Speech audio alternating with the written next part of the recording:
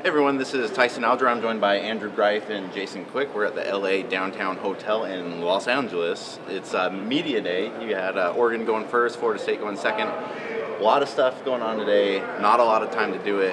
What did you guys get today? Well, some initial impressions. I thought Florida State was very big. They had some big boys walking into that room. That's the first thing that really caught my eye. I think it's a very confident group. You could tell that they've been on this stage before. But again, you know, it's really hard to translate what Florida State, who they've played, who Oregon has played. I think both teams are kind of anxious to get at it. Was that kind of been there before? I think for me it goes back into that X factor. Yeah, Florida State has kind of played down to their competition. Yeah, they've come back from deficit after deficit and maybe not looked as good as Oregon has, but they have this really scary sixth sense that they just know how to win. And you can kind of sense, just like Jason said, walking around, that they've been here before, literally at the Rose Bowl, in the big stakes. And I don't think they're too thrown off by what Oregon presents, just because they have this, I wouldn't say quiet self-confidence, they're very confident, but they just, as Jimbo said, we've won 18 straight games away from Tallahassee. You know, they know they can do this, and they're not going to, I guess, put it in your face, but they were really confident. That's what Eric Dargan was saying yesterday. He said he would be more concerned about a team that's won those close games all throughout the season than if they had won by 50 points every game. Because if you get into a game against two good teams, in the fourth quarter, they know what to do. Yeah.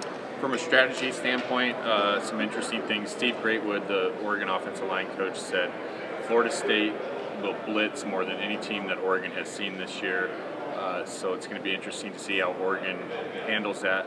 But he's real curious to see if Florida State can handle Oregon's tempo. They haven't played anyone of Oregon's ilk with the tempo. So that will be two kind of battle of wills to see who comes out on that end. And they haven't played a quarterback like Marcus Mariota either, although Jimbo Fisher, the Florida State head coach, kind of went out of his way, as Jason was saying, that it's not just about the Heisman Trophy winning quarterback of 2014. It's a lot of weapons. And he seemed to basically make the point that, look, we like Marcus, we think he's great, but we're not in awe of only him. It's a lot more. He's cautioning his team that, hey, it's not about stopping Marcus Mariota. There's a bunch of other talent out there.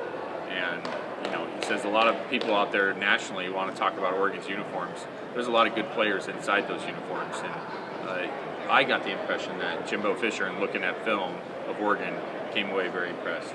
One guy in his backyard, Charles Nelson from Daytona Beach, he's been a guy, I'm interested to see how he does matches up with this Florida State speed. So that's it from Los Angeles. We'll be back with a lot more stuff in the coming days.